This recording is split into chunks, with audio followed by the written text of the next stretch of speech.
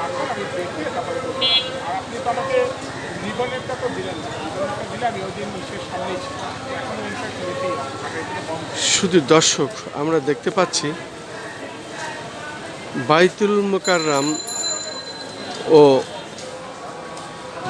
জিপিওর মাঝের যে রাস্তা, সেখানে আমরা ওয়ালে দেখতে পাচ্ছি একটি ব্যানার লাগানো, ভালো তো, মানে যদি এবং সেই ব্যানারে হ্যাঁ হ্যাঁ যদি খরচের আমরা দেখতে পাচ্ছি তাহলে এই কারণে আমি বলা, স্বৈরাচারী ধর্ষক, হত্যাকারী, ইন্টারন্যাশনাল মাফিয়া, বাংলাদেশের সবচেয়ে বড় ভূমিদস্যু তানভীর সোবহানের ফাঁসি চাই।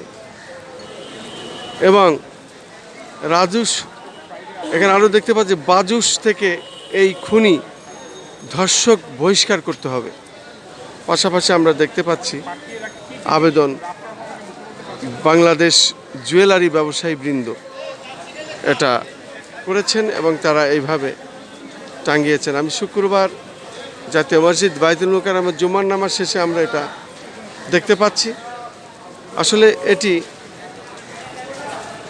সারা বাংলাদেশের নয়, সারা বিশ্বে এটা আলোড়ন সৃষ্টিকারী খবর হয়ে ছিল, এবং সেই খবরের শিরোনাম এখন সারা বাংলাদেশের প্রত্যেক আনাচে কানাচে এইভাবে ভাসছে। আমরা সেটাই দেখিয়ে যাচ্ছি।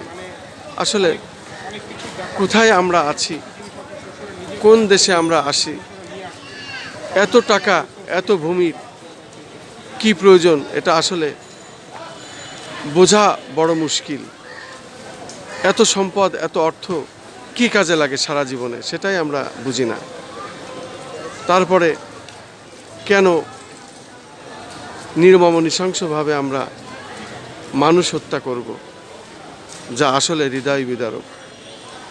এটি আজকের আসলে আমরা কি বলবো, আর আমার বলার ভাষা নাই।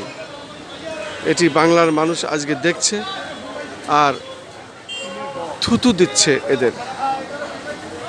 এছাড়া আর কি বলার আছে? যা সত্য তাই বললাম, যা ঘটনা তাই বললাম।